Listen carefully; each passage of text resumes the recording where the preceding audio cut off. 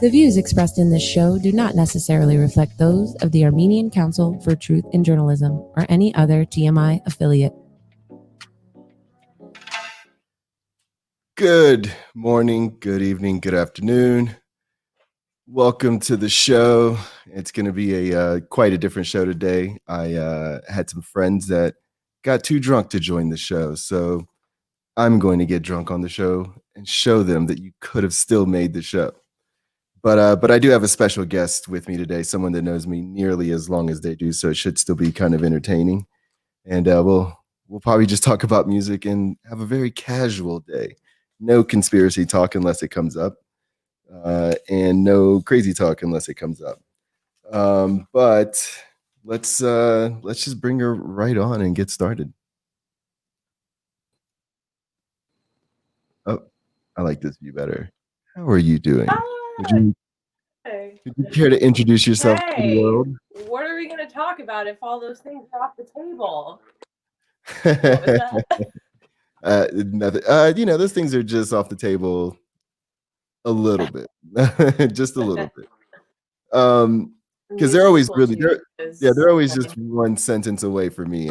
You've known me long enough to know that.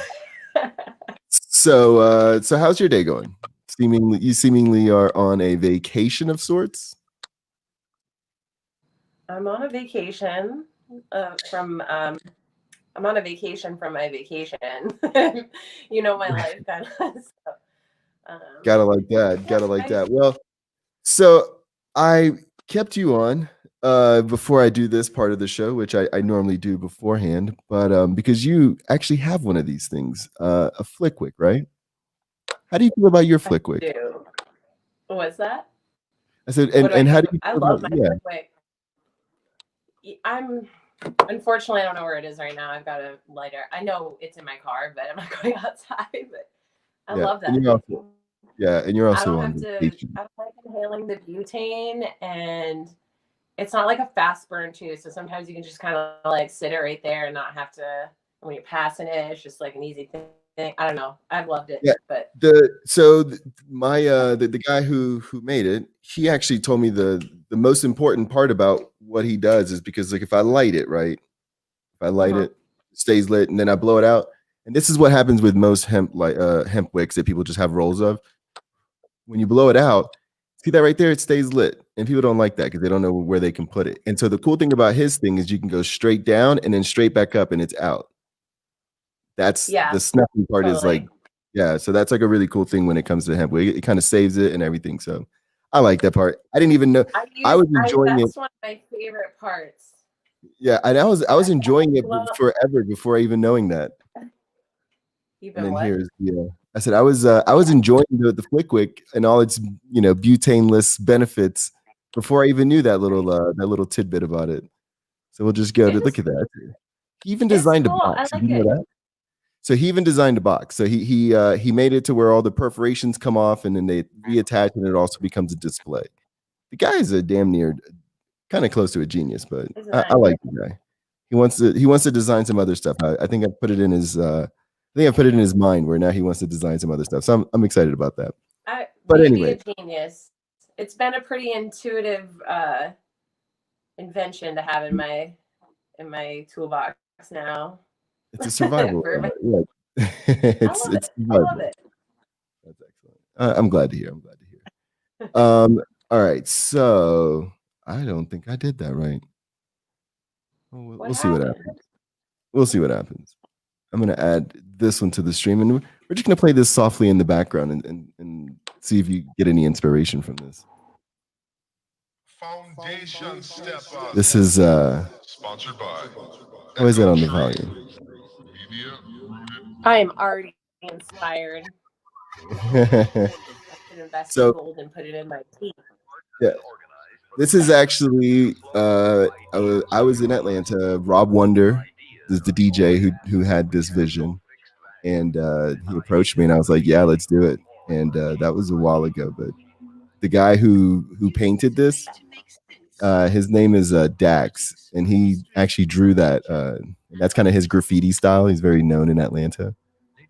And all right, Dax, love it. And he is probably one of the coolest dudes. Like, he's all tatted up, looks mean as shit, but he's a softie, man. He's a good dude.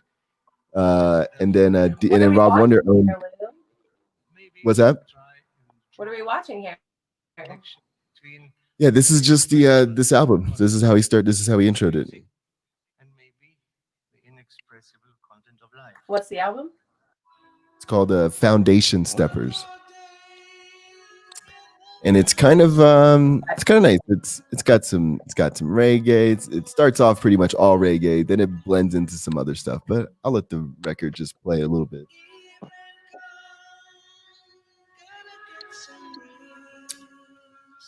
So how are you digging Run the Jewels? What do you think about their latest album? Because you're usually a late bloomer when it comes to their albums. Like, you appreciate them, but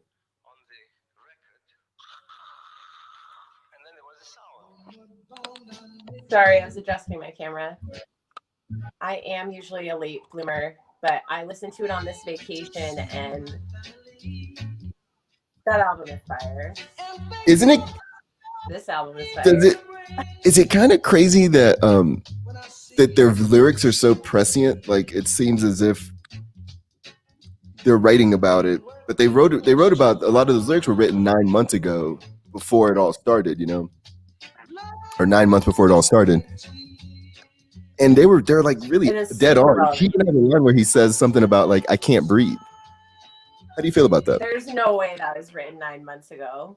Yeah, I know. LP says it. The other guy that was the producer, he says he had those lyrics written 9 months before January. Okay. Pretty crazy, right? That's a little strange. It's a little prophetic. It was. A lot of that album sounds prophetic. This could be going into conspiracy talk right away. All right, if we're gonna do it, if we're gonna jump into it, what is your best conspiracy going on right now? Best conspiracy. What's your most favorite? What's your favorite? Because I would say probably vaccine. This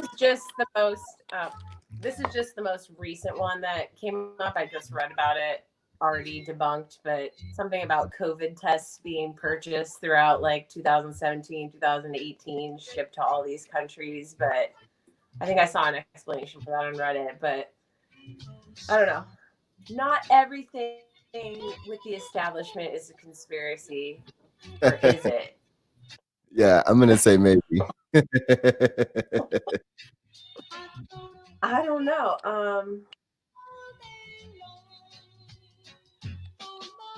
That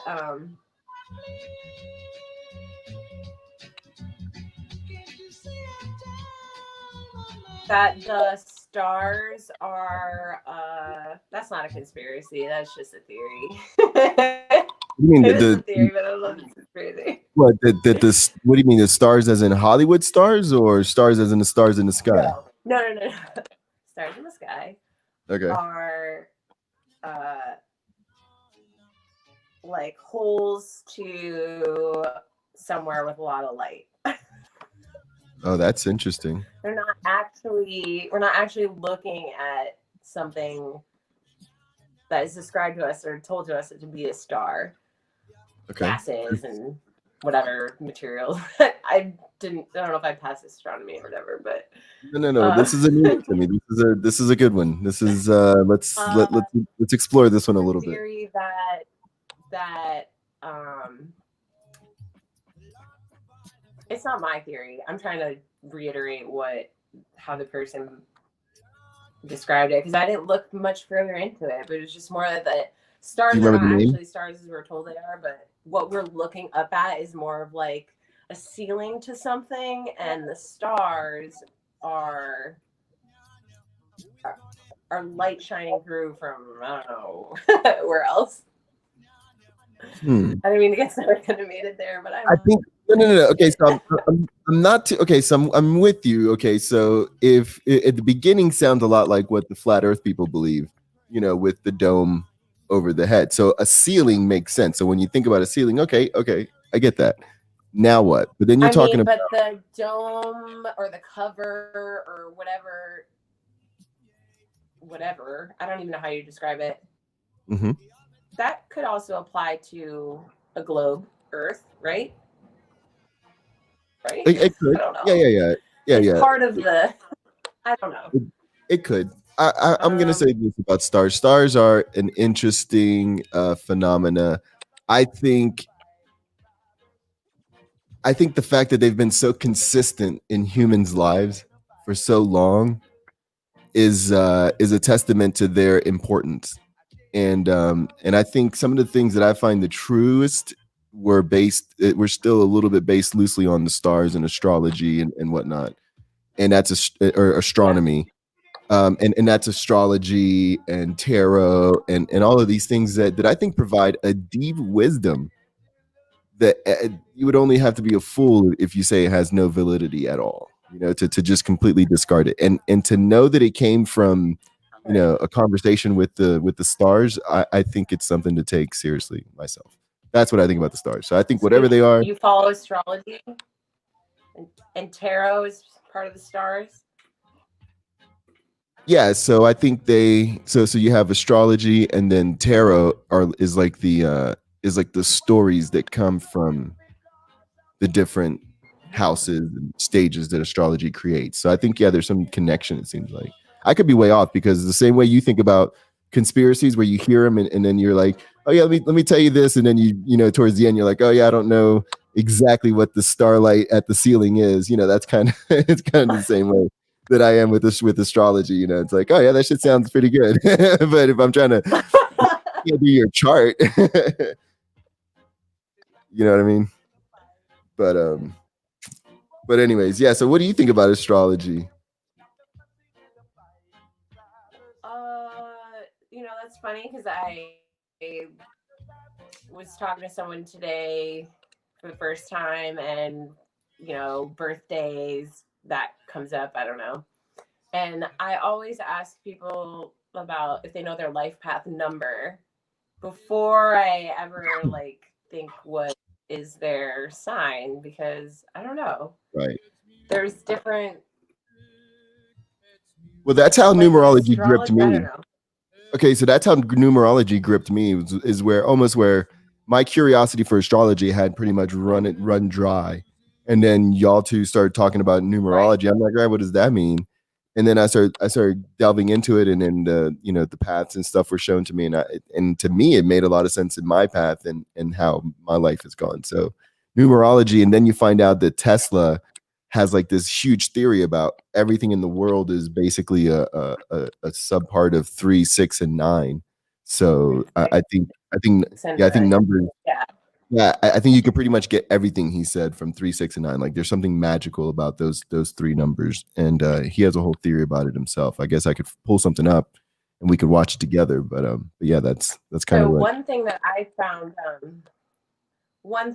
found super interesting that I came across just in my calculations doing numbers and stuff, 9 specifically, was that when you're adding up the individual numbers, of whatever number you're trying to calculate. Usually it's birthday.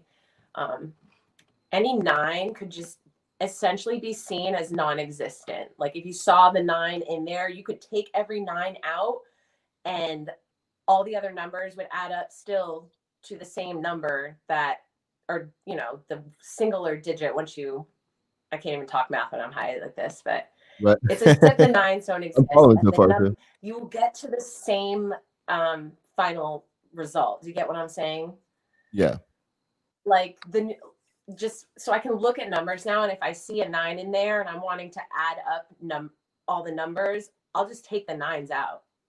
I know that they end up being a sum of 0 basically when you're doing the addition. It's the wildest thing to me. I don't know if that makes sense when I'm describing it to you, but makes a little sense. I don't know. You'd have to maybe pull up some number examples to like get a visual on and look. Yeah, you got something in mind? But you know, the Tesla stuff with the 369, like the live counter clock was just at 16 minutes and 9 seconds, and I know that adding all those numbers up together would be 7, but I didn't use the 9 to get to that number. I just dropped the 9 because I knew that 7. I don't know how I came to this, how I found this out with this number, but it's as if the 9's not there. Ooh, permission is required. Access denied. No, I turned that shit down. I don't know why that was even a thing. All right. Let's see. I've seen a good Tesla 369. Let me see what it's on there. Dude, I think it's okay. Fine. If you got it, you want me to go back? Let's just play. Let's just see. Behind the universe. Sometimes I go based on views. I go based on how long the video is, but all right. I just saw pictures of him and I was like, oh, let's do it. But you're right. He went to a snowy mountain with his friends. Okay, just like how long is the video? I don't know what's going on. Like 12 minutes. Avalanche. It's too long. And ever since this is recent and this is beautiful. I want to ride my snowboard all over that. Dude, when you talk snowboard, my knees and ankles and ligaments and everything starts to be like, yeah, I'll do it, dog. Earthquake by using vibrations on the 3rd of September 1899. With this technology, he was then able to do the same on the 6th of September. All right, this guy's voice is boring as shit. Let's do another one. And the 9th of September 1899. I can't do that, guys. He was putting me to sleep. I'm looking at this visual too, like. Right. Dude, they're all like, to explain this shit really takes fucking 10 minutes. Like, all right, maybe I should not do manifestation. Let's just do Tesla. 369 is everywhere. Number file. I like his name. I might come back to that guy. 5 minutes.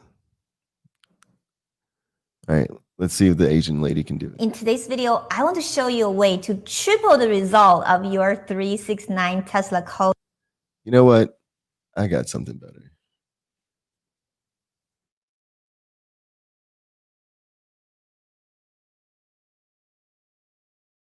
All right, what do we think of that? And I'll let you go first. What happened to your volume? I can't hear you.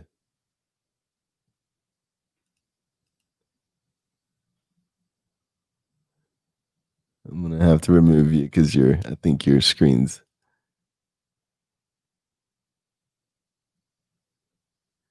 If you could get out and come back in, I think your internet went out. Anyways, we could always put her back on because that's I guess I fucked that all up. It's a great thumbnail though. All right, anyways, let's see what else we're gonna watch on the old YouTube. Make it a little YouTube night. Oh, I know something that I would like her to watch. Let's see if I can. I think she's coming back on.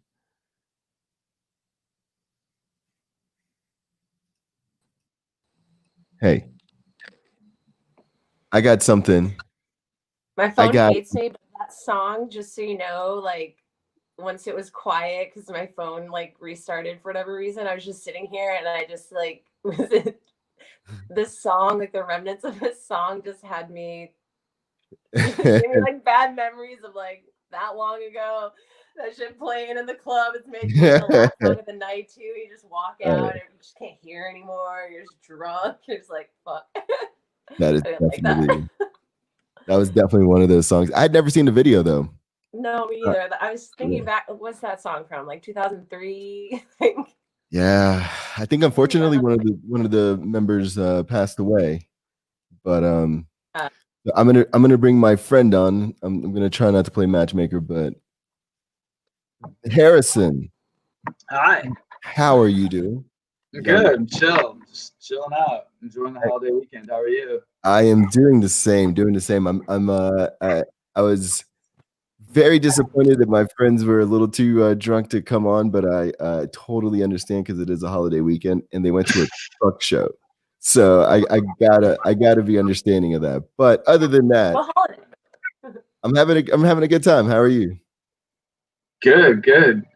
I'm just chilling out. Just just been eating all weekend, just stuffing myself. Jerk chicken and burgers and stuff. A little bit of this, you know. Got to get in the right mind frame. Sure. This is acceptable here, right? And have you partook in any psychedelics this weekend for any occasions? Not since like last night. Okay. So you're taking a break. Yeah. You know, it's that threshold where you can only take so many, and you get diminishing returns. Yeah. True. So you gotta wait a few days. Yeah. I always enjoyed mushrooms when I was outside. And then like acid if I was going to be inside. For some reason, I think I could handle acid better indoors than I could mushrooms. Interesting. Yeah. No, I started my day off yesterday with a little bit of Molly in the morning. Then I hit some LSD in the afternoon. Then I finished my day off with some shrooms. Just the whole eternity, you know, it's great. Of course. And what dosage are you doing the micros, little bitties? Yeah, like you know the LSDs. Like I take like a quarter tab. Now I got a question. In relationship to what doctors are attempting to do with the dosage, is that in line with what those people are doing, or is that something that you've come up on your own? I don't know. Goddamn right, it's your body. You're right. Yeah, there's a really good article in Vice about LSD as a substitute for like codeine. Okay. Came out. Okay. I sent it to my grandparents, and I'm like this close to getting my grandma and my grandpa to try some LSD for their issues. LSD? You're gonna go with LSD? Okay, so Harrison, up top here is a really close friend of mine. Her name is Callie. Callie, this is Harrison. Hey, Callie. This is Callie. Y'all are both great people. I know y'all individually, but y'all are definitely good vibes. So I just what's that logo up in your corner, Callie? That's me. That's actually the show. That's his logo. Yeah, it's you know what, this show is like a really bad. It's good. It's covering something else. It's not covering up her face. At least it's not doing that. And she is out in the middle of the boondies, kind of close on the East Coast. I think kind of close to where you are because you're in New York. Yeah, right? I'm in Bushwick, Brooklyn. And how is the lockdown there now? Because are you paying attention to any global stuff like with the like Australia is like really taking a shit right now? But are you familiar with any of that? With the COVID cases? No, as far as just like the lockdowns, because I know New York supposedly had the strictest lockdown that we had in America, right? And it was there like they had checkpoints and things of that nature, or was it not that really noticeable? It was pretty surreal out here. I mean, like we had a couple days I know that were like we had a curfew a few days, but I think they lifted the curfew since then. But yeah, it's weird. It's like I Am Legend out here. I'm just waiting for the deer to pop up with the zombies, you know? Yeah. So are the streets still pretty clear? Yeah. Wow. And where do you think all these people are getting income from? And where do you think the black market has gone to? Good questions. Great questions. I can only speculate. Yeah, I would love to yours. I would like to hear your speculation. I don't know. I mean, like, Kelly, do you want to chime in? Where do you yeah. think What were you guys talking about before I jumped on? Sorry to music? interrupt. Music. No, we were just having a good old time. We could continue to talk about just nonsense, but you're just such an astute human, and I don't get to talk to many, and so Yeah, me neither. I'd like to just pick your brain, but you're right. Like y'all two talk for a second, and I'm gonna hunt down some stuff. So why don't y'all just get to know each other for a second? Will do. And I'll try to find. Oh, I got it. Okay. So I'm gonna play this. It's probably one of the worst jokes that I know, and I want to get y'all's take on this joke. So we'll have a reaction show to this. So y'all just talk amongst yourselves for a second while I load this up. Will do. So how do you know Louis? Sorry. Let me finish the second.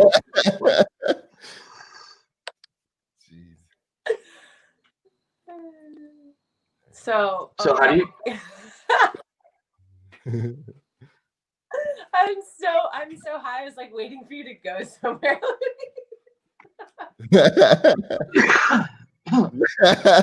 No. I'm just gonna go hunt this down on my.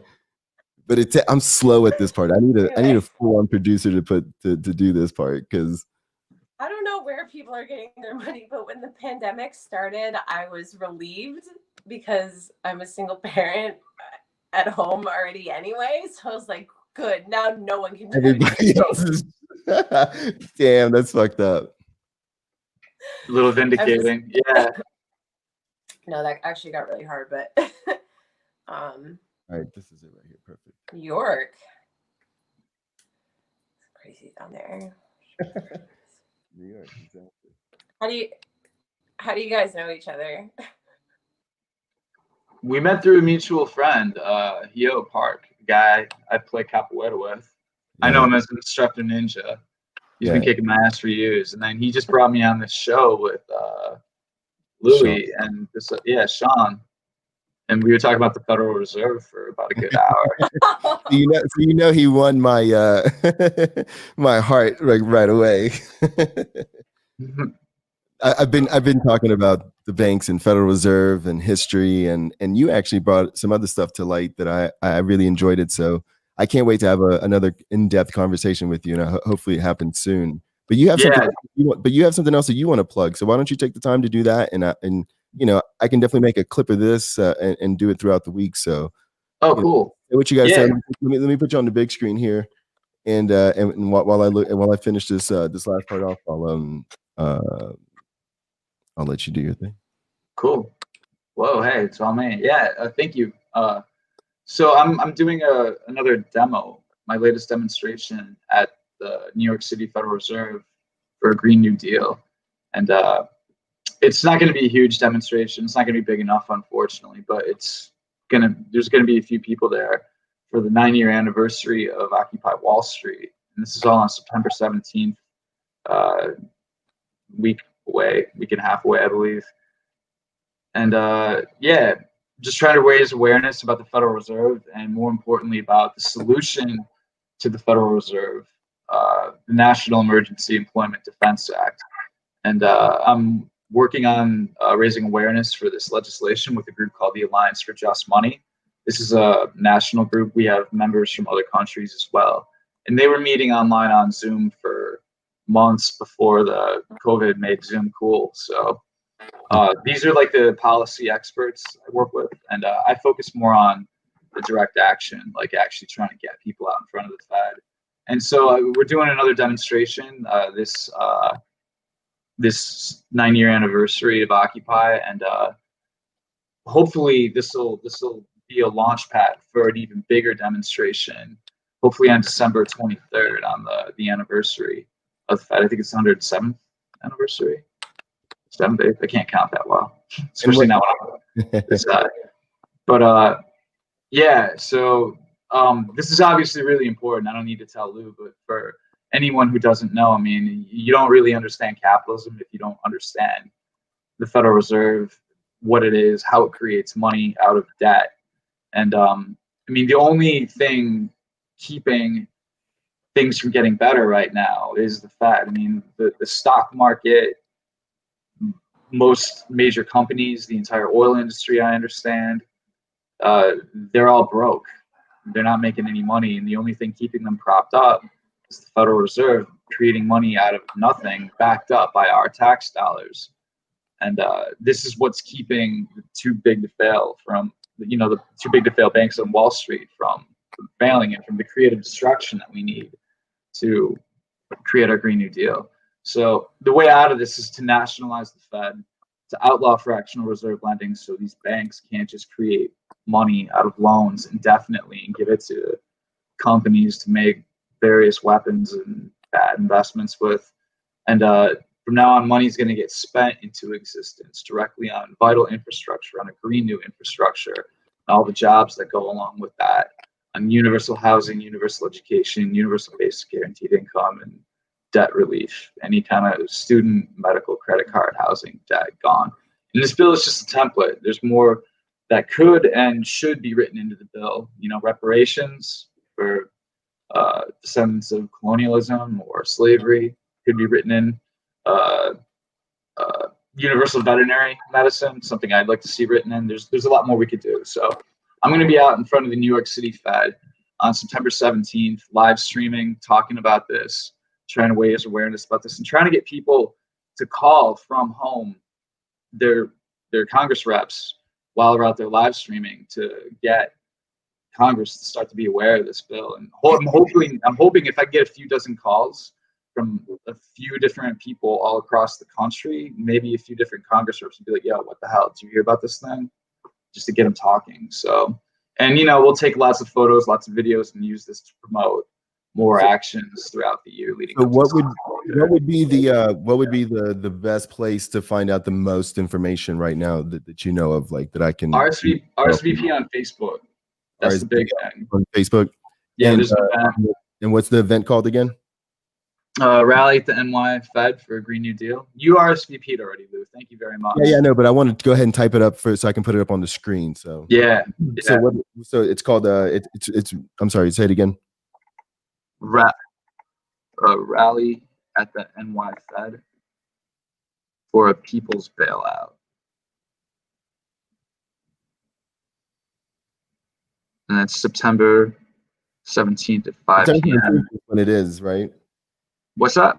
It's September 17th, which is the day after my birthday, which is why I know exactly the date that it is. Oh, that's cool, man. Yeah, and it doesn't matter if you don't live in New York. If you support this, please just RSVP going. You don't actually have to show up or even live here. I just agree. By RSVPing is going, someone else will be inspired to show up. Exactly. I do that all the time. So since I've been out here, all my Atlanta friends, as soon as it pops up on my screen, I'm a big fan of that. I agree with that big time. All right, totally. So now we're going to shift a little gears because I want to get y'all's reaction to what I think is a really good joke. It's a bad joke. It's a bad premise. It's a hard premise, but this guy takes it on. Okay. Let me get ready for the phase shift. Yes, and I want y'all to I want y'all to give me y'all's honest opinion on this. And we're gonna go full screen on this bad boy because I got those type of skills. Like, ladies, let's discuss. Hey, look, let's discuss harassment for a second. You feel it a little bit? Like, let's just discuss it. Why can't I harass you? Sometimes.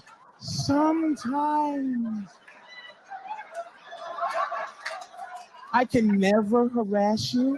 Never. And I'm not talking about ooga booga. Like, I'm talking just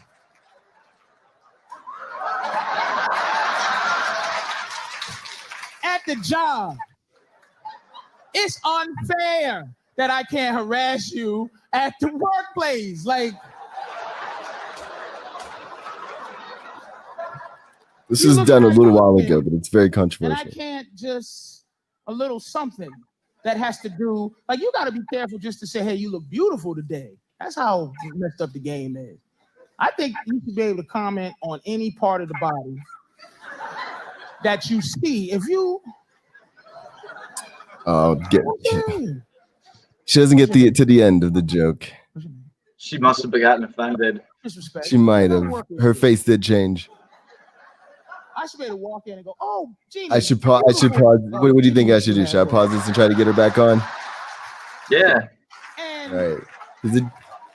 It's not that important. I just was curious as... I could riff off this. Yeah, I got.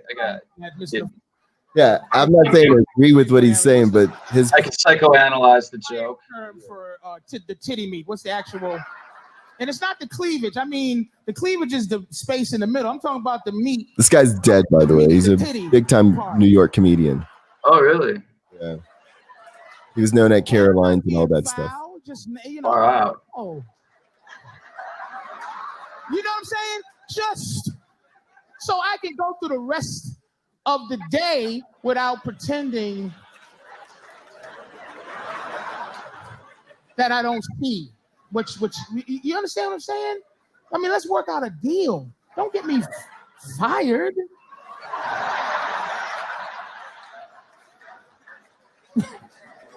Because guys are just creepy anyways, so let's... Having women work with men, right, is like having a grizzly bear work with salmon.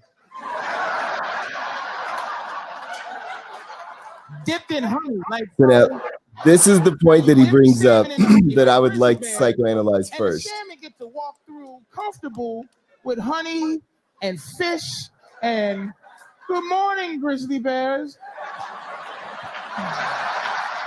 So this part right here. So what he's saying is that guys and girls shouldn't even work together. What do you think about that? Depends on the job. Depends on, I mean, a guy and a girl that are in a relationship together should never work together. That's funny. So even if it is a positive sexual relationship, you still shouldn't work together because there's a lot at risk. Don't ruin your sex life with work, man. Yeah, that's very true. That's very true. No. But no, so you know, and I don't think he's talking about the small companies, but at the same time, here in Denver, I want to put this on blast. There's a consignment store and a secondhand store by the name of Buffalo Exchange, and it's part of a corporation, but it had 3 stores that were owned by a franchise owner that had them in 3 prime places in Colorado, and they were a big deal, and they were really big part of the LGBT community, and you know, a lot of the people there that were working there were artists, and they were able to be artists because of, you know, they had this little gig that fit perfectly in their lifestyle. Cool. And everybody there was very supportive. But it comes out that the owner had been molesting a few of the people there, or not the owner, but the manager that they had hired to run these 3 places. They were, you know, a lot of them had stories, and so a few of the people that had previously worked there created a lawsuit against the guy, and it caused the reaction of the franchise owners, who really had no say. They didn't care, and they still own the buildings. They can do whatever, but they basically fired all 36 of the active people that were part of this company there, and they made them jobless, and sometimes even in you know, during this COVID situation, very bad over the negative actions upon them. So I think like the reaction of shutting it down is even worse than, you know, trying to, I don't know, that's a tough one. But what do you like? It still happens. Sexuality in the workplace it's seemingly still there, and a lot of people use the authority the same way they see their governments and their bank figures use their authority, you know, to the maximum, and to get whatever they want. Yeah, I appreciate that you point out the connection right off the bat between interpersonal harassment and abuse of authority, and, you know, this bigger kind of corporate banking abuse of authority. I mean, the first thing I would say is that a lot of the interpersonal having studied the Fed and understood this stuff, and I mean, having lived through a lot of harassment, don't even get me started. I definitely see how all the toxic behavior in our society trickles down directly from a toxic monetary supply. I mean, harassment, sexual harassment, rape, even, it's not about sex, it's about power. It's about power. Just like money is about power. Mm-hmm. You know, harassment is what people do when they don't have money to spend in order to feel powerful. You know, when you're fucking broke, when you're in debt, when you're feeling like shit, you want to make someone else feel like shit in order to make yourself feel better. And this goes back to the second essay in Nietzsche's Genealogy of Morals, when he talks about like what's the root of guilt, of this bad consciousness, and he talks about how, you know, in German the word for guilt, you know, Geld, comes from the word debt. Geld and guilt, you know, the root word of guilt comes from the word for debt in German. That's interesting. And Wow. That's interesting. So I mean, like the Fed is like it's the matrix. You know, it's not some 3D abstract matrix. It's a literal net, a literal matrix that we're all caught up in. Exactly. And this is the thing. It's, you know, the problem today isn't that people are fucked up. The problem isn't that people have bad values.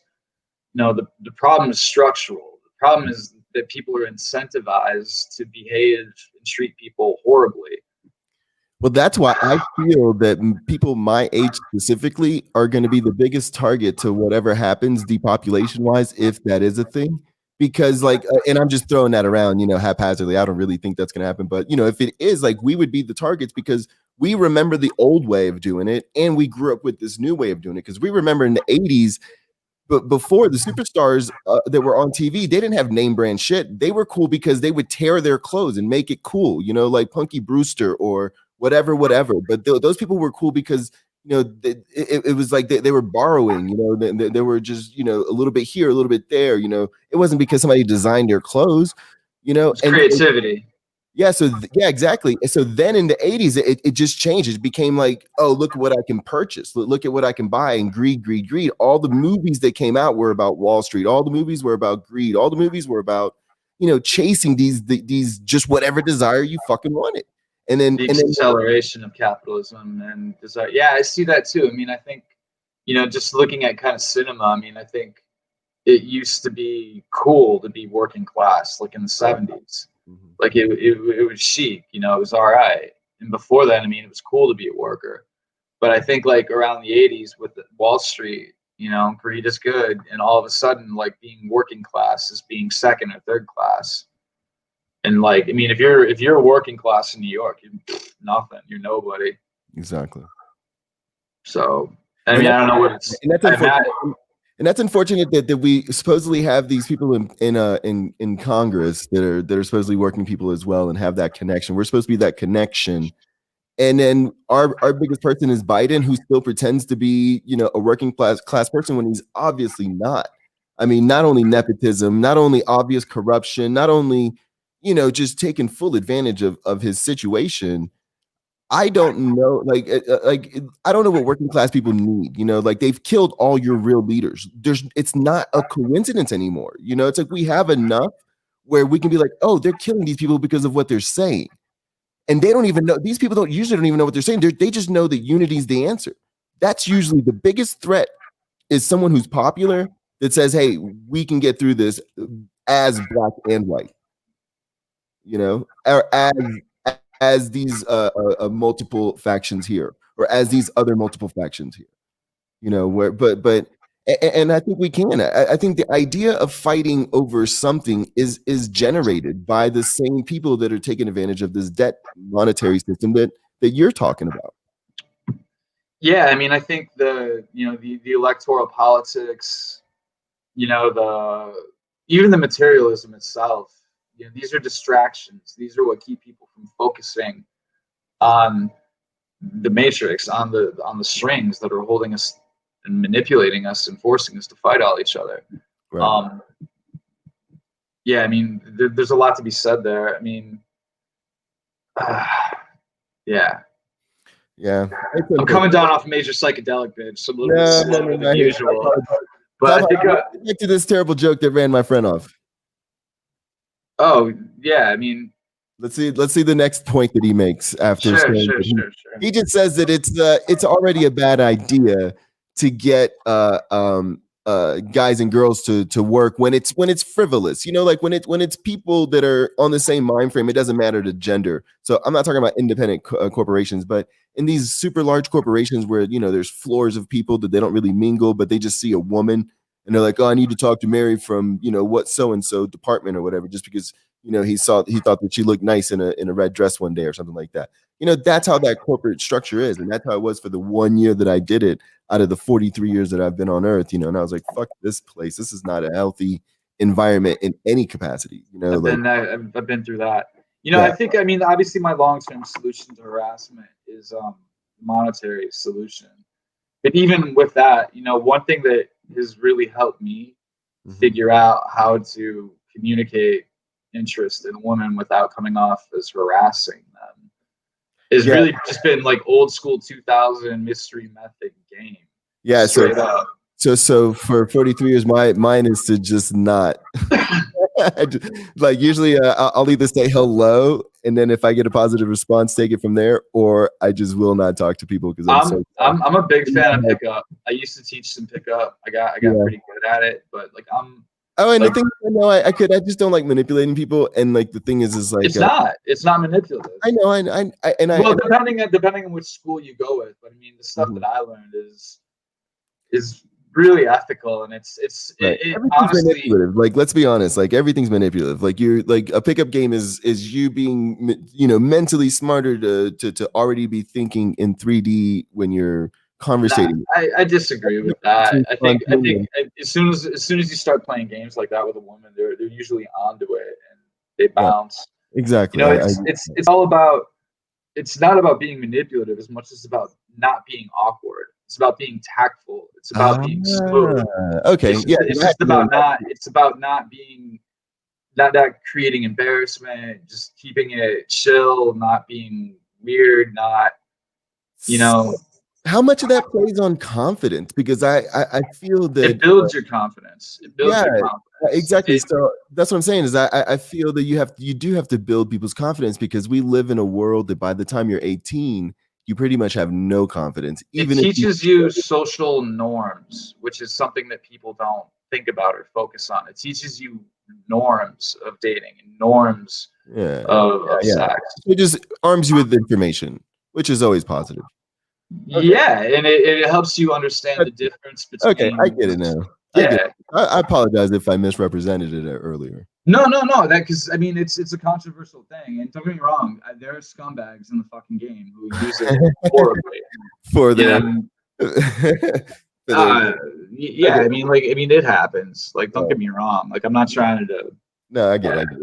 All right, so to go back to this joke that I'm gonna keep rolling. Yeah. So he talks about guys and girls should work together, and then he makes the analogy of it's like, and then he's really smart, because then he takes it into a primal sense. He's like, it's like a grizzly bear working with salmon dipped in honey or wrapped in honey or something like that, right? So it's like normally these are things like, and he's talking about in a primal sense, normally these are things that this is how a procreation would work, is that the man would do this in that way, which is very Neanderthal for him to think of in my eyes, but it sets up the joke to where it has a funny climax at the end. So you have unintended climax. And the grizzly bears is like, hey, you can't even growl like, what's up, fish? Oh my God, human resources, the grizzly bear. So then he goes into the world of absurdity. Like, I can't even go, hey, good morning, fish, good morning. Oh, I can't touch it. Like, oh, look at that. Oh, let me just get a little bit of that fish, a little bit. Get that honey. Oh my God. Fish and honey, man. That's my favorite Usually I kill fish and eat them and stuff, but I just wanted to just rub a little bit of that. God damn. And so that's oppressive. Like you shouldn't even. And there's cameras everywhere. You can't do. I gotta say also, this is an 1.5-hour special that he does. This is his last one that he does right before he dies. I think he works on another one and then he dies. But he's already at the place in this set where he can have this absurd joke in the middle of it, because the rest of it was not that absurd. The rest of it was very honest and very, very poignant, but he had already earned the relationship with the crowd. So it's not like he just started off with this joke and is just trying to be crude. Like he is trying to make a bigger overall point, but his language and his absurdity and his character that he is on stage creates this persona that's easy to just dismiss. But to dismiss this man would be at your own peril, because he actually has a lot of smart things to say in just an awkward way. He's over exaggerating in order to. What's that? He's over exaggerating certain. He's over accentuating certain. Yeah, he's norms of an interaction in order to highlight a certain point. Right. And the thing that he's really talking about, and this is early on in the cancel culture, but he called it before it became what it is now. But he's kind of also alluding to that, and a lot of his other jokes are alluding to the whole cancel culture where, people are just weird. Like he points out that it's not just one other person that has sexual proclivities or any problems with that, and so his suggestion here at the end is worth talking about, even in a fun way. So let's just let him continue. Behind her back, like, why would it be disrespectful? I said, "What's your name?" Terrell. If I go, "Hey Terrell, we work together," and I go, "Terrell, hey, do me a favor, let me know when you're getting up to go to the bathroom so I can slip your chair."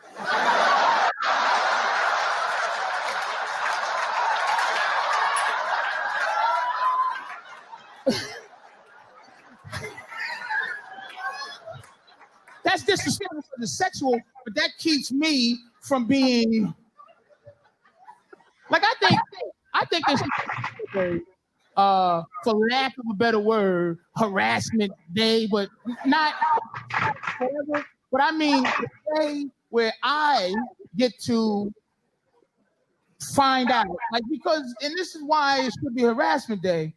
Because women get to be inappropriate sexually all the time. You get to be inappropriate. And when I say inappropriate, I mean say hello to me too close. Hi.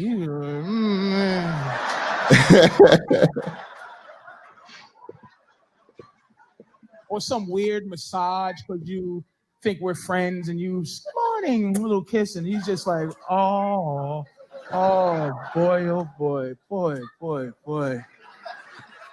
And you think in your head, man, I wonder if I don't know. But harassment day allows you to be able to ask all day before Thanksgiving.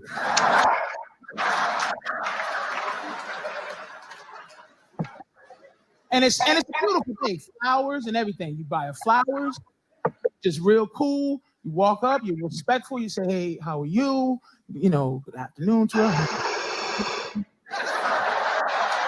And you just like say, listen, I was wondering all year if you would suck my dick in a broom closet.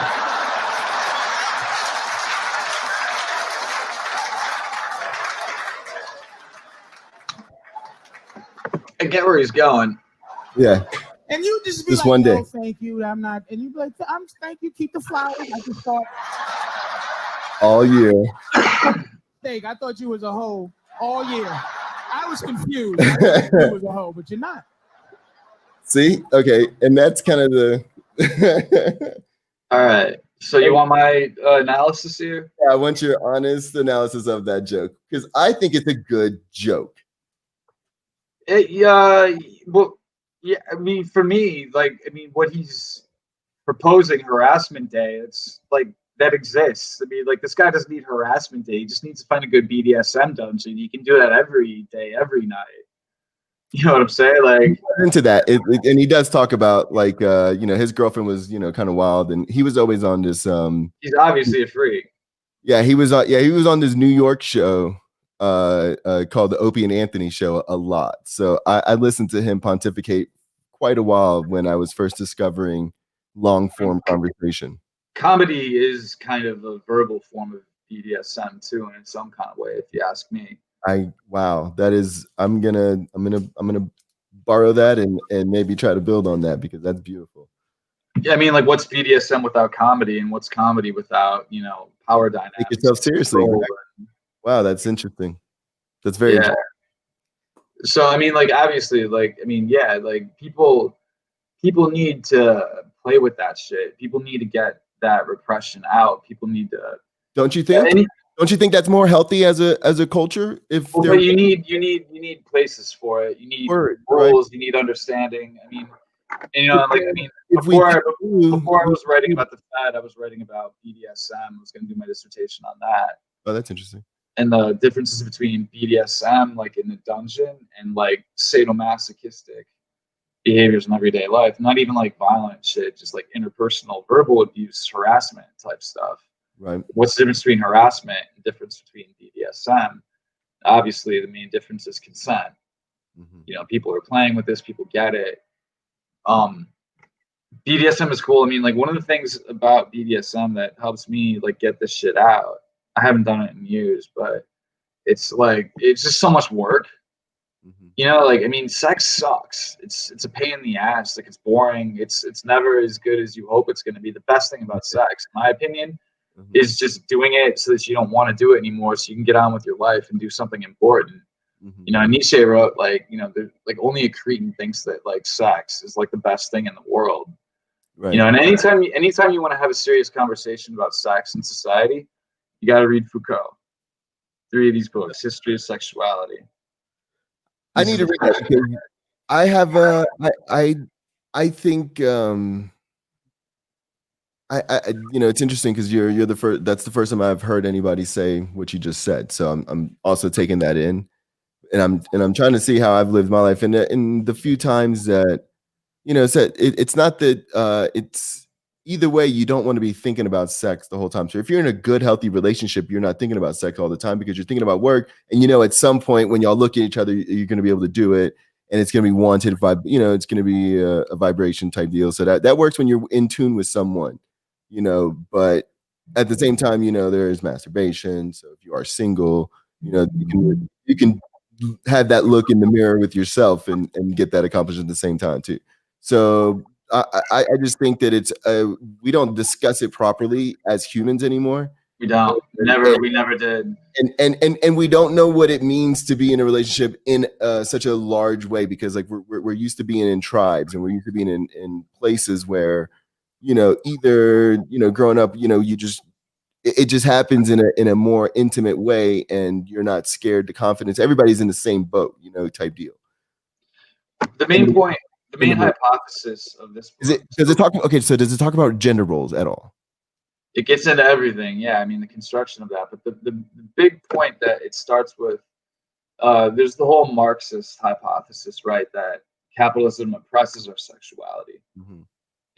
We're not supposed to be having sex. But Foucault flips that, and he says that under capitalism, sex becomes an obligation almost. It's like you're supposed to have sex. You're supposed to find a partner and procreate. Right. He talks about how, kings wanted more people for their armies and their factories and stuff. He talks about biopower. So with this,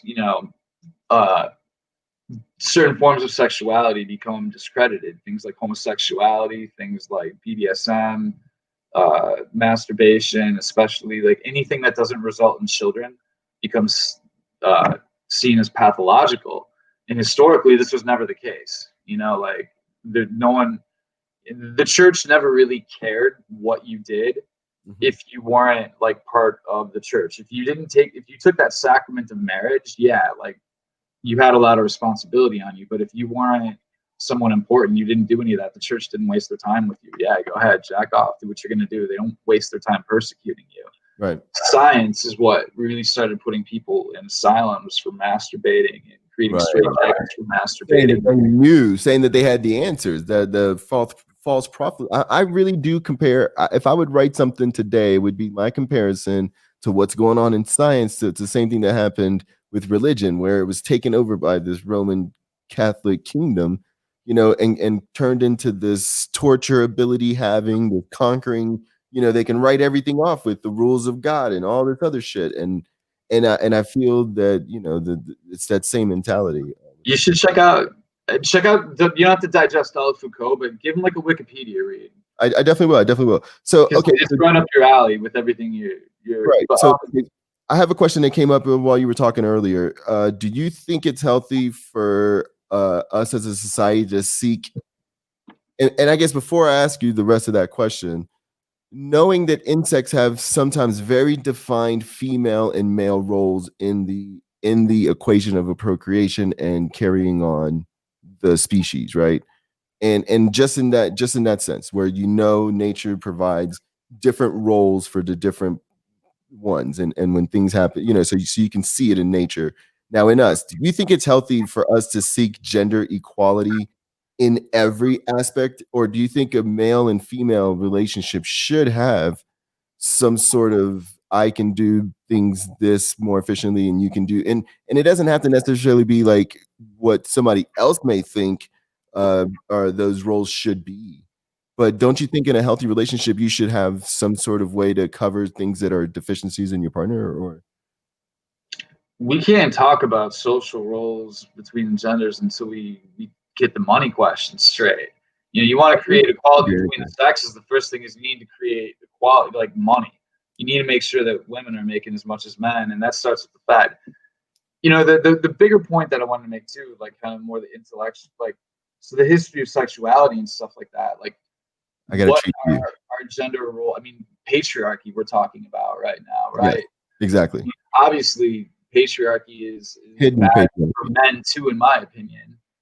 And I mean, the patriarchy is a creation of the banks. Going back to Zarlenga, before money was gold, it was seeds or it was cattle, right? Mm-hmm. And when the ancient Greek temple priests started using, I'm not sure what happened to my camera here. But when they started using gold as money, then they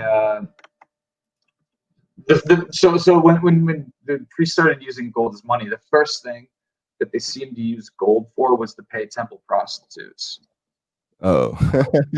And I mean, what do we have right now? Like, why do these bankers on Wall Street need such big bonuses? What do they spend it on? They spend it on drugs. They spend it on hookers. To take the oath of induction. Like sex. This frivolous, this like freaking eyes wide shut, right? This excessive appetite, this insatiable appetite for sex. Right. Seems to be driving the economy. Like, Adam Smith talked about the invisible hand. Yeah, it's I call it the invisible phallus that drives our economy. Like, you can't talk about inflation without sex. And like, you want to end this shit, you got to start with money. Like once people have enough money, once things are normal, once things are balanced again, hopefully people should start thinking about stuff other than sex. When you got money to spend, it's like, okay, I don't need to just go. It's like, hopefully we can get free of this compulsion to constantly have sex. Like, people feel like they're losers if they're not having sex. What about people that have to make decisions, whether on purpose, because they feel like they want the prettiest person, not necessarily the person that fits them the best, or on accident where they oh, that kind of looks cool, or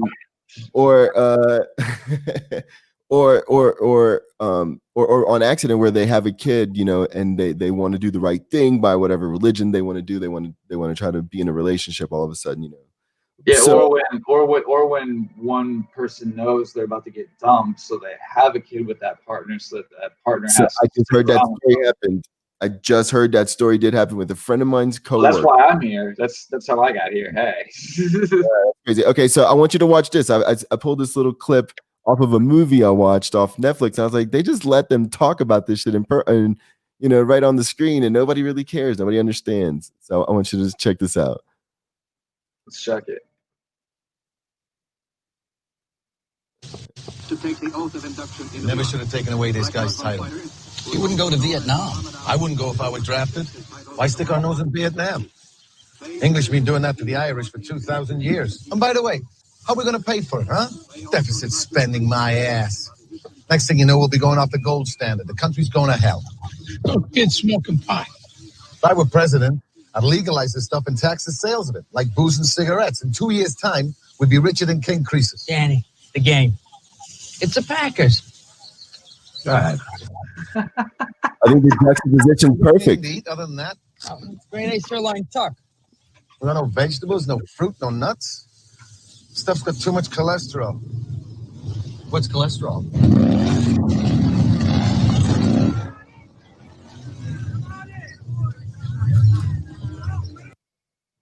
All right.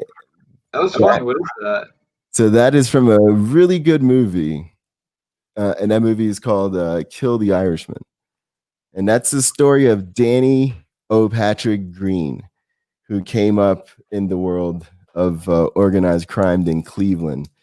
And when he died, he was kind of like a linchpin to the whole thing. And when he died, a lot of people started ratting, and a lot of people started making deals with the government, and the whole thing in Cleveland failed, and the whole longshoremen's union failed.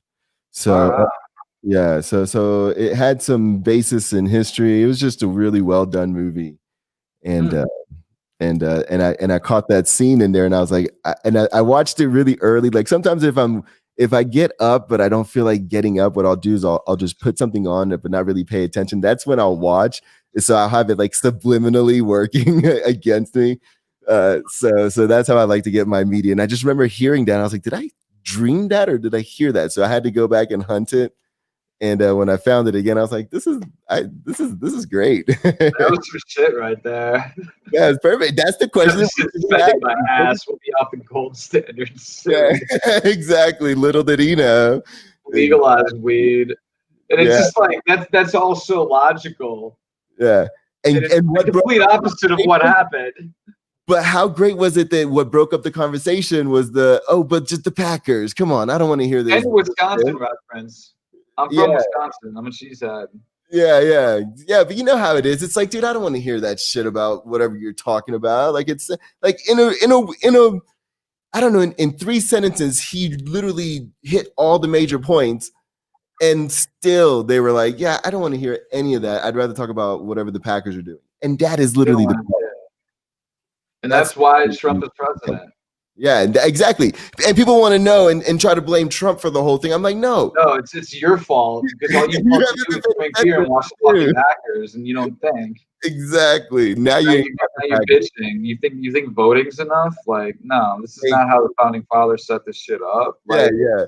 You got to be willing. Like, you got to not only vote, but you got to be willing to go and fucking confront your congressman, your representative. Those are the people that need to know that you're right there to do some damage to them if they don't got your back, because that's the only thing that you have against whatever the corporation's doing in the back office, where they get to sit there and be like, hey, look at this lunch that you're at. The main thing I'm doing, the main reason I'm going out in front of the Fed is in order to inspire more people to call their Congress rep. Like, calling your Congress rep is even more important than voting. And that's something my political science professor. Exactly. And even showing up peacefully, and even showing up where, like, even you form a line, even bigger too, going to their offices. Yeah, go to the office where you form a line. It's not a mob. You form a line, and you each either pass a note and want to say something, a few words, boom, you do it, you go away. Then the next person drops their note and says, da-da-da-da, boom, they leave. The next person drops it, and you do it orderly, just where they goddamn. And it's just it works. And it works. I mean, this is exactly why we have legal cannabis in several states. We don't need to be talking about defunding the police. They do too much in our communities. We need to accentuate the good that they can do and give them training to do the psychological stuff that we've thrown on them, because we've taken away a lot of the social services, and now they're dealing with domestic violence where somebody else should go there and do domestic violence.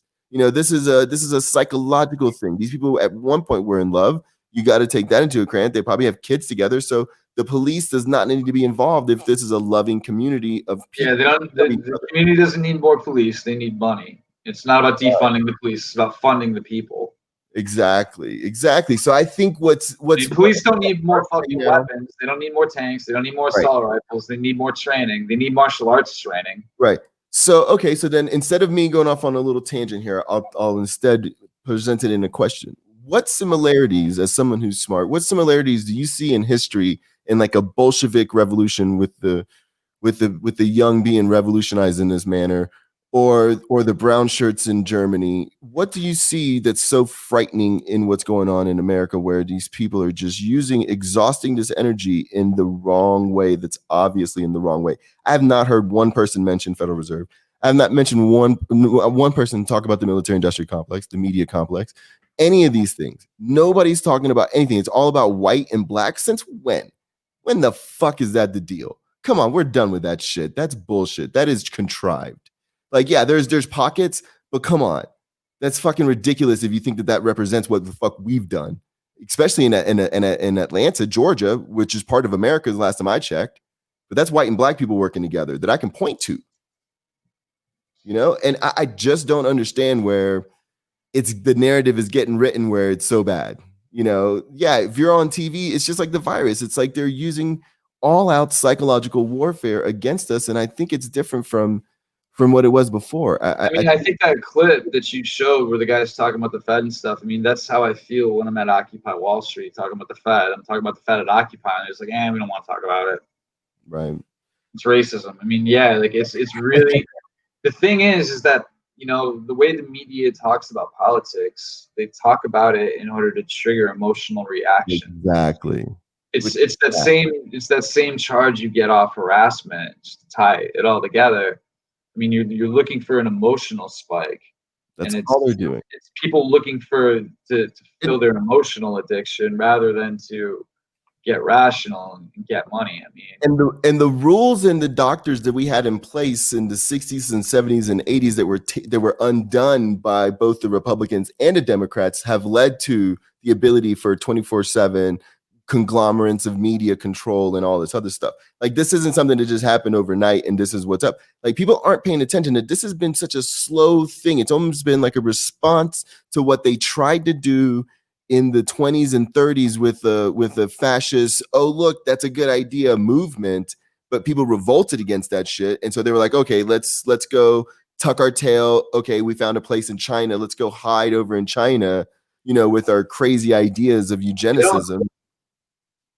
You know, they don't. The banks, they don't take you free. Well, the banks, they don't. Go ahead. The banks, they don't take everything from you all at once. They take it little by little. Well, so you don't. Colonists, they didn't take this country from, you know, the indigenous people, you know, all at once. They just took a little and a little bit more. They just take such a small amount that you don't mind at once, but then the next thing you know, you've got nothing left. And that's why it's important to draw those boundaries and to say no. That's why it's important to stand up to little things like harassment, so you don't put up with bigger shit from like the Fed and the banks and the police and shit. Yeah. So where do you think it starts? Do you think it starts personally, or are you saying it? You're gonna go on with the idea that it's both. Created. It's like created. You got to deal with your environment.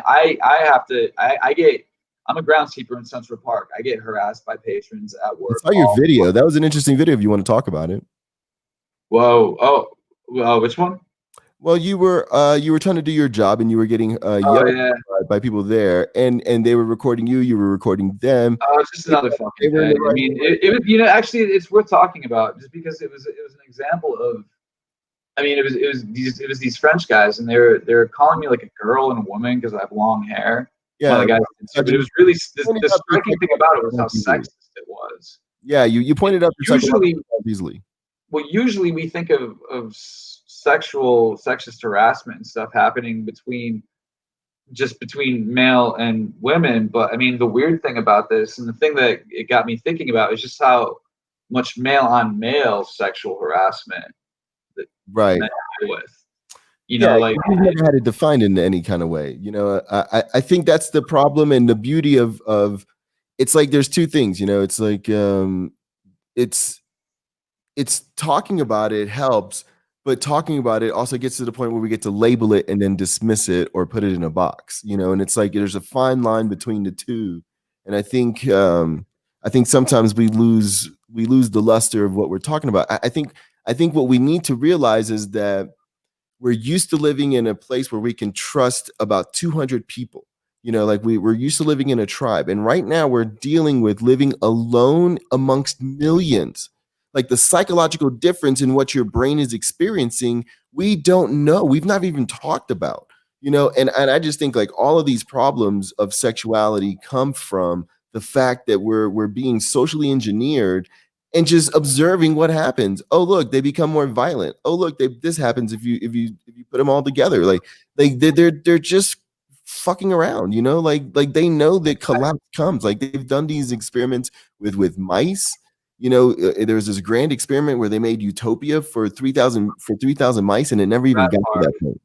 Yeah, you're all over the place here, but I think that's how I am. That's I think one thing that popped up though. I mean, it's obviously I think I don't think we're talking about certain things enough. I mean, like male on male sexual harassment is something I don't think even Me Too is brought up yet. I mean, like there's a long way to go, but I think one other place that this comes from directly, I mean, it's the Fed, but one of the things that the Fed pays for is the United States military.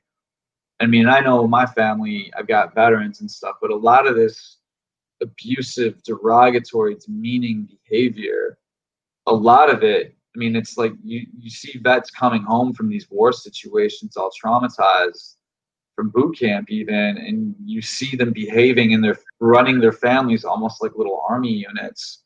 Right. And I think a lot of toxicity, I mean, comes from this model of human behavior that we get from the United States military, which bleeds over into corporate America, this hierarchical structure where it's okay to abuse and to talk down to people and stuff like that. And that's not how warriors are supposed to act traditionally. Warriors are supposed to act with respect. Like you don't command people around and stuff like that. Like there's honor, there's dignity.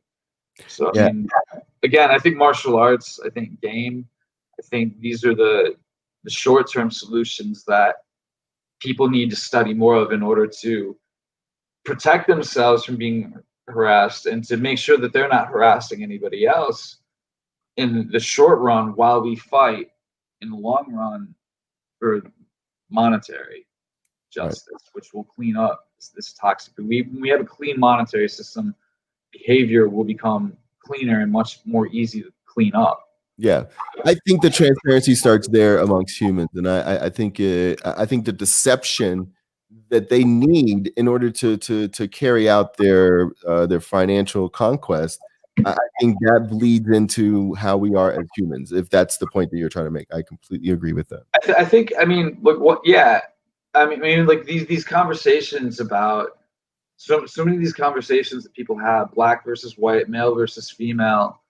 It's all chicken and egg type questions. Like it's no answer. Circular, right? And there's no conclusion, and that's why people like those conversations, because you don't have to study for those kinds of conversations. You just get to share your opinion as if it's worth something. Exactly. And people want to avoid, but this is the thing. I mean, those conversations are just so exhausting when compared to another conversation that actually has a rational end. I want to have a conversation that ends in everyone getting their money. Yeah. And I don't like, I mean, the scary thing about the state of the world that we're in right now is I can tell tons of people about this bill. Like, hey, we've got this way out. I've got this bill for you. Red pill or blue pill. They want the blue pill. That'll never happen. They don't want it. Well, look how people don't want it. Like the iceberg, it's like a bunch of buffalo running off the fucking cliff. And it's just like no one wants to veer off into a different path.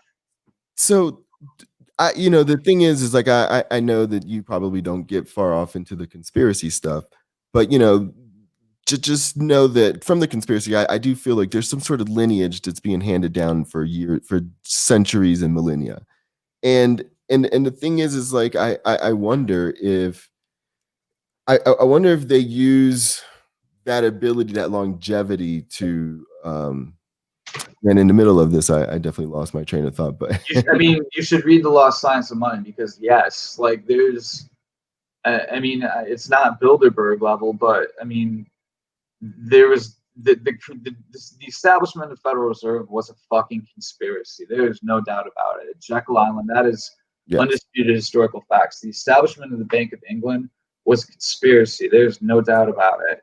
Exactly. I mean, and yes, like they have the historical knowledge of how to do this that we don't have. Right. And I mean, this book, The Lost Science of Money, it breaks down the conspiracy. It's an expensive book. It's what? I said it's an expensive book. I looked into purchasing it when you can read it online for free. They have PDF online. Yeah, I wanted to add to a collection, but it's well worth it.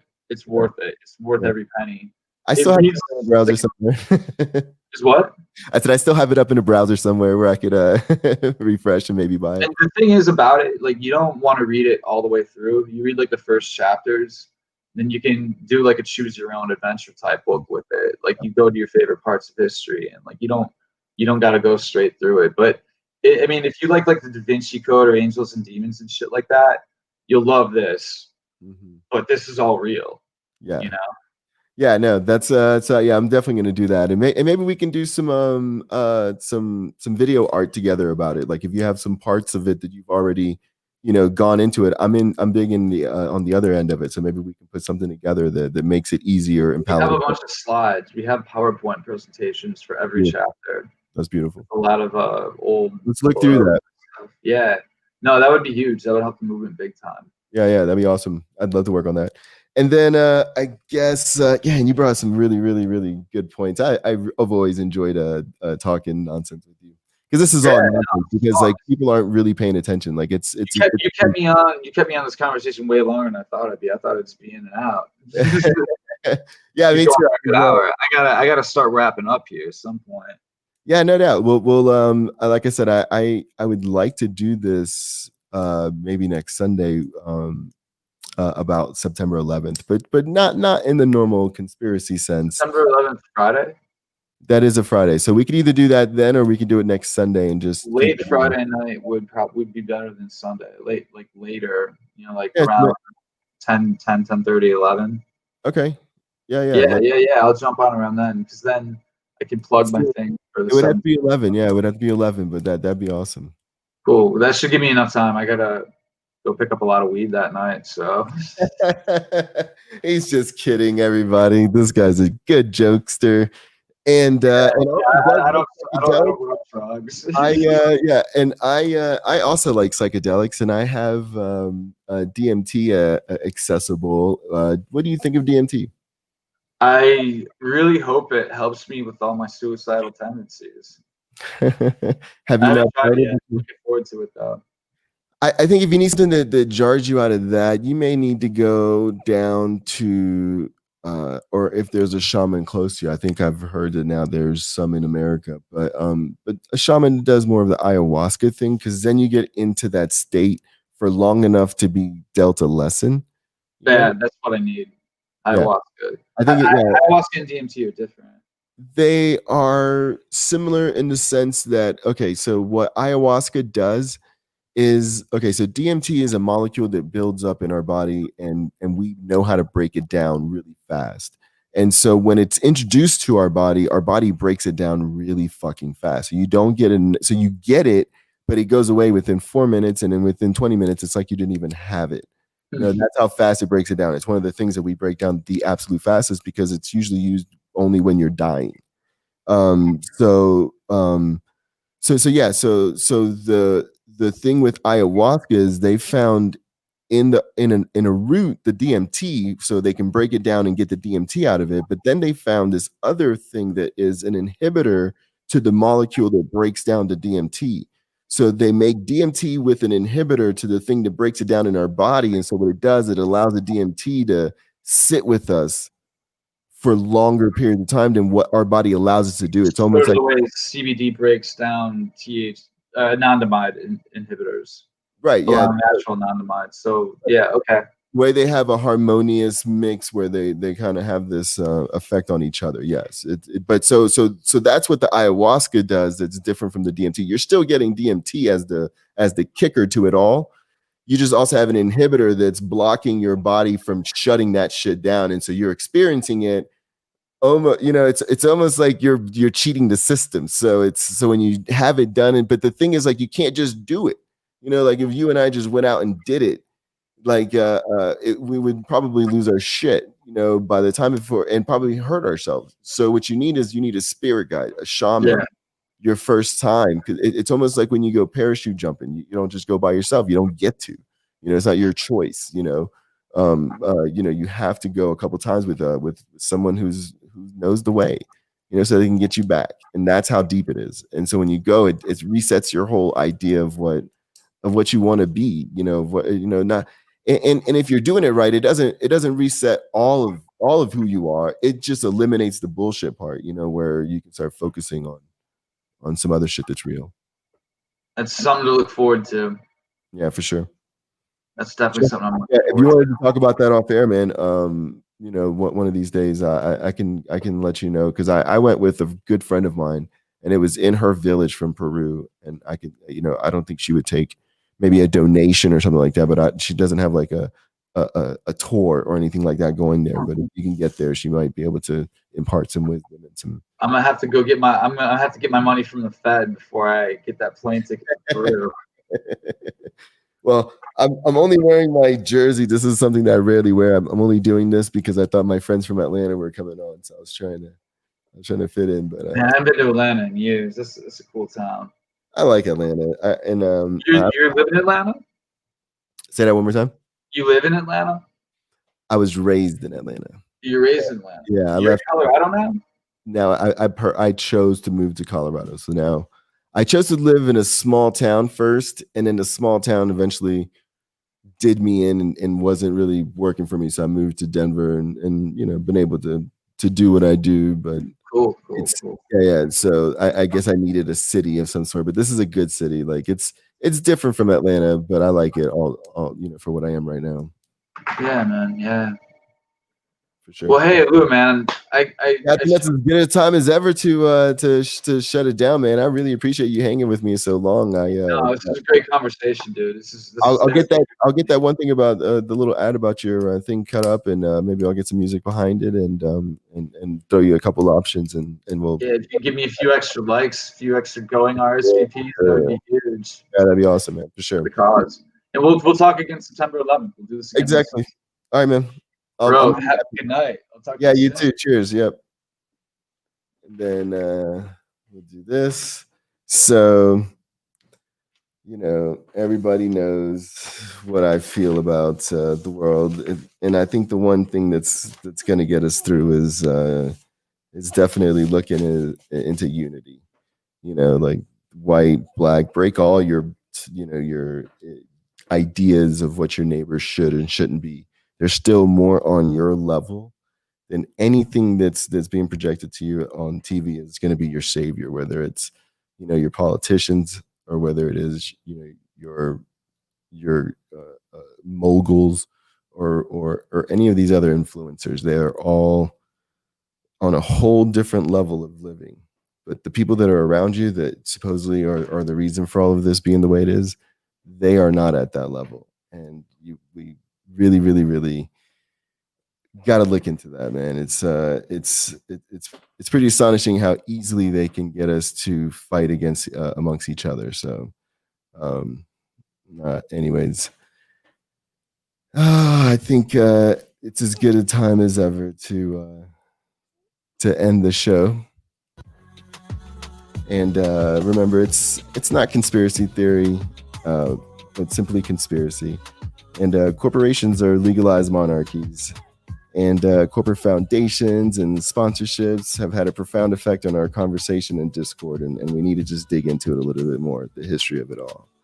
And that's the show. Please show love to our sponsors.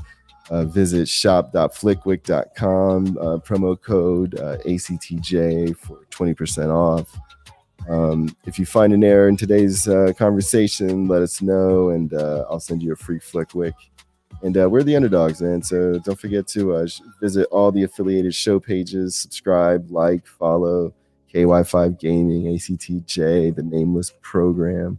Visit TMI to stay up to date on all of them. Take care and good night.